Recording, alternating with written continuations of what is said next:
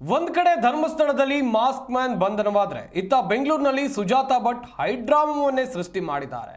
ಗಂಟೆಗೊಂದು ಹೇಳಿಕೆಯನ್ನ ಕೊಡ್ತಾ ತನಿಖೆಯ ದಿಕ್ಕನ್ನೇ ಬದಲಾಯಿಸುತ್ತಿದ್ದಾರೆ. ಸುಜಾತಾ ವಿಚಾರವಾಗಿ ಎಸ್ಐಟಿ ನಡೆ ಕುತೂಹಲವನ್ನು ಹುಟ್ಟಿಸಿದೆ.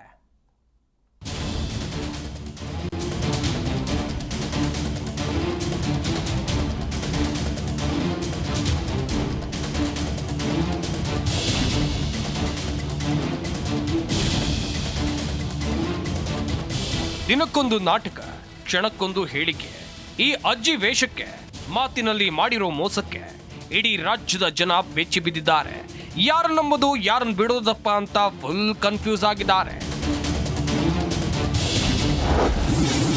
ಮಗಳ ವಿಚಾರದಲ್ಲಿ ಸುಜಾತಾ ಭಟ್ ಪದೇ ಪದೇ ಯೂಟರ್ನ್. ಬೆಂಗಳೂರಿನ ಮನೆ ಬಿಟ್ಟು ಹೊರಗಡೆ ಬಾರದ ದೂರುದಾರೆ. ಧರ್ಮಸ್ಥಳದಲ್ಲಿ ನೂರಾರು ಶವಗಳನ್ನ ಹೂತಿದ್ದ ಆರೋಪ ಕೇಸ್ಗೆ ಬಿಗ್ ಟ್ವಿಸ್ಟ್ ಸಿಕ್ಕಿಯಾಗಿದೆ. ಶವಗಳನ್ನ ಹೂತಿದ್ದೇನೆ ಎಂದಿದ್ದ ಮಾಸ್ಕ್ ಮ್ಯಾನ್ ಬಂಧಿಸಿರೋ ಎಸ್ಐಟಿ ಟೀಮ್ ತನಿಖೆಯನ್ನ ಮುಂದುವರಿಸಿದೆ. ಆದರೆ ಇದೇ ಕೇಸ್ ಸಂಬಂಧ ಮತ್ತೊಬ್ಬ ದೂರುದಾರೆ ಸುಜಾತಾ ಭಟ್ ಮಗಳ ನಾಪತ್ತೆ ವಿಚಾರವಾಗಿ ಜನರನ್ನ ಮಾತ್ರ ಅಲ್ಲ, ತನಿಖೆಯ ದಿಕ್ಕನ್ನ ತಪ್ಪಿಸುತ್ತಿದ್ದಾರೆ.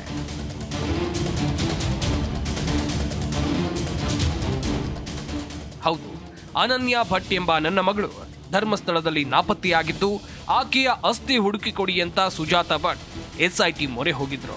ಆದ್ರೆ ನಿನ್ನೆ ಖಾಸಗಿ ಯೂಟ್ಯೂಬ್ ಚಾನೆಲ್ಗೆ ಸಂದರ್ಶನ ನೀಡಿದ ಸುಜಾತಾ ಭಟ್ ಅನನ್ಯ ಕತೆ ಕಟ್ಟು ಕತೆ ಎಂದಿದ್ದು ಮಾತ್ರ ಅಲ್ಲ, ಈ ರೀತಿ ಹೇಳಿ ಅಂತ ಗಿರೀಶ್ ಮಟ್ಟಣ್ಣನವರ್ ಜಯಂತ್ ಹೇಳಿಕೊಟ್ಟಿದ್ರು ಅಂತ ಬಾಂಬ್ ಸಿಡಿಸಿದ್ರು. ಆದ್ರೆ ಕೆಲವೇ ಹೊತ್ತಿನಲ್ಲಿ ಮಾಧ್ಯಮಗಳಿಗೆ ಪ್ರತಿಕ್ರಿಯೆ ನೀಡಿದ ಸುಜಾತಾ ಭಟ್ ಕಾರಿನಲ್ಲಿ ಬಲವಂತವಾಗಿ ಕೂರಿಸಿ ಈ ಹೇಳಿಕೆಯನ್ನ ಕೊಡಿಸಿದ್ದಾರೆ ಅಂತ ಮತ್ತೆ ಉಲ್ಟಾ ಹೊಡೆದ್ರು. ಇಷ್ಟೆಲ್ಲ ಆದ ಬಳಿಕ ಮತ್ತೆ ಮಾಧ್ಯಮದ ಮುಂದೆ ಬಾರದ ಸುಜಾತಾ ಭಟ್ ತಮ್ಮ ಮನೆಗೆ ಪೊಲೀಸ್ ಭದ್ರತೆ ಹಾಕಿಸಿಕೊಂಡಿದ್ದಾರೆ. ಬೆಳಗ್ಗೆಯಿಂದ ಹೊರಗೆ ಬಾರದೆ ಮನೆಯಲ್ಲೇ ಉಳಿದುಕೊಂಡಿದ್ದಾರೆ. ಬನಶಂಕರಿ ಬಳಿಯ ಸುಜಾತಾ ಭಟ್ ನಿವಾಸದ ಹತ್ತಿರ ಬ್ಯಾರಿಕೇಡ್ ಹಾಕಿ ಬಿಗಿ ಬಂದೋಬಸ್ತ್ ಮಾಡಲಾಗಿದೆ.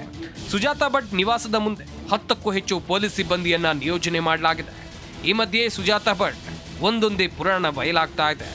2004ರಲ್ಲಿ ಶಿವಮೊಗ್ಗ ಜಿಲ್ಲೆಯ ಹೊಸನಗರ ತಾಲೂಕಿನ ರಿಪ್ಪನ್ಪೇಟೆಯ ಪ್ರಾಥಮಿಕ ಕೃಷಿ ಪತ್ತಿನ ಸಹಕಾರ ಸಂಘದಲ್ಲಿ 6,500 ರೂಪಾಯಿ ಸಾಲ ತೆಗೆದುಕೊಂಡಿದ್ರಂತೆ. ಆದ್ರೆ ಸಾಲ ತೀರಿಸದೆ ಓಡಿ ಹೋಗಿದ್ರಂತೆ. 2004ರಲ್ಲಿ 10 ಜನ ಮಹಿಳೆಯರು ಸೇರಿ ಒಂದು ಸಂಘ ರಚಿಸಿ ಸಾಲ ಪಡೆದಿದ್ರು. ಕೊನೆಯಲ್ಲಿ ಸುಜಾತಾ ಭಟ್ ಸಾಲ ತೀರಿಸದೆ ಊರು ಬಿಟ್ಟಿದ್ರು. ಬಳಿಕ ಉಳಿದ 9 ಮಹಿಳೆಯರು ಸುಜಾತಾ ಭಟ್ ಸಾಲ ತೀರಿಸಿದ್ರಂತೆ. ಮನೆಯ ಅಕ್ಕಪಕ್ಕರು ಸೇರಿಸ್ಕೊಂಡು ತೇಜಸ್ವಿನಿ ಸ್ವಸಹಾಯ ಸಂಘ ಅಂತ ಒಂದು ಸಂಘವನ್ನು ಸ್ಥಾಪನೆ ಮಾಡ್ಕೊಂಡು ಆ ಸಂಘದ ಅಕೌಂಟನ್ನು ನಮ್ಮ ರಿಪ್ಪನ್ಪೇಟೆ ಪ್ರಾಥಮಿಕ ಕೃಷಿ ಪತ್ತಿನ ಸಹಕಾರ ಸಂಘದಲ್ಲಿ ತೆರೆದಿದ್ರು. ಹಾಗೂ ಸಂಘದಲ್ಲಿ ಸಾಲನೂ ಕೂಡ ಪಡೆದಿದ್ರು. 2005ನೇ ಇಸ್ವಿಲಿ 6,500 ರೂಪಾಯಿ ಸಾಲ ಪಡೆದಿದ್ರು. ಆ ಸಾಲವನ್ನು 1 ವರ್ಷದ ವಾಯ್ದೆ ಇರುತ್ತೆ. 2006, 2007 ಸ್ಟಾರ್ಟಿಂಗಲ್ಲೇ ಅವರು ಈ ಊರಿಂದ ಊರು ಬಿಟ್ಟು ಬೆಂಗಳೂರಿಗೆಲ್ಲ ಹೋದರು ಅಂತ ಸುದ್ದಿ ಆಯಿತು. ಕೊನೆಗೆ ಅಲ್ಲಿ ಸ್ವಸಹಾಯ ಸಂಘದ ಉಳಿದ ಸದಸ್ಯರುಗಳು ಅವರ ಸಾಲವನ್ನು ಪೂರ್ತಿ ಅವ್ರ ಕೈಯಿಂದ ಹಾಕಿ ಸಾಲವನ್ನು ತಿರುವಳಿ ಮಾಡಿರ್ತಾರೆ ನಮ್ಮಲ್ಲಿ. ಇನ್ನು ಕೊಡಗಿನ ವಿರಾಜಪೇಟೆಯಲ್ಲಿ ವಾಸಂತಿ ಸಹೋದರ ವಿಜಯ್ ಸ್ಫೋಟಕ ಹೇಳಿಕೆಯನ್ನು ಕೊಟ್ಟಿದ್ದಾರೆ. ಸುಜಾತಾ ಭಟ್ ಹೋದಲೆಲ್ಲ ಅನೇಕ ಸಾವುಗಳಾಗಿವೆ. ನನ್ನ ತಂಗಿ ವಾಸಂತಿ ಸಾವಿನಲ್ಲಿ ಸುಜಾತಾ ಕೈವಾಡ ಇರಬಹುದು. ವಾಸಂತಿ ಡೆತ್ ಸರ್ಟಿಫಿಕೇಟ್ಗಾಗಿ ಸುಜಾತಾ ಭಟ್ ಬಂದಿದ್ಲು. ಹೀಗಾಗಿ ಸರ್ಕಾರ ಸುಜಾತಾ ಭಟ್ ಅವಳ ತನಿಖೆಯನ್ನ ಮಾಡಬೇಕು ಅಂತ ಒತ್ತಾಯಿಸಿದ್ದಾರೆ. ನನ್ನ ತಂಗಿ ವಾಸಂತಿ ಸಾವಿನಲ್ಲಿ ನಮಗೆ ಹೆಚ್ಚು ಅನುಮಾನ ಇದೆ ಅಂತ ಹೇಳಿದ್ದಾರೆ. ಸುಜಾತಾ ಭಟ್ ಹೋದ ಕಡೆ ಎಲ್ಲ ಸಾವೇ.